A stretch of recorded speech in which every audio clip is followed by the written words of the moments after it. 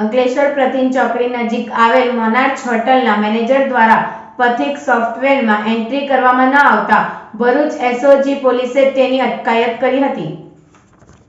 પ્રાપ્ત પોલીસ સૂત્રીય માહિતી અનુસાર આગામી તારીખ 7મી જુલાઈ અષાઢી બીજના દિવસે ભગવાનની રથયાત્રા યોજાનાર છે, જે સંદર્ભે કાયદો અને વ્યવસ્થાની સ્થિતિને સુરક્ષિત રાખવા માટે પોલીસ દ્વારા સઘન પેટ્રોલિંગ અને તપાસ કરવામાં આવી રહી છે,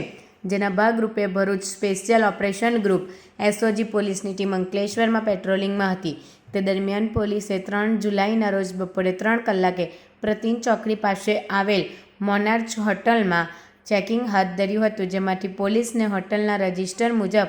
પથિક સોફ્ટવેરમાં હોટલના મેનેજર દ્વારા જરૂરી એન્ટ્રી કરવામાં આવી ન હોવાનું માલુમ પડ્યું હતું। એસઓજી પોલીસની ટીમે આ ગંભીર બેદરકારી અને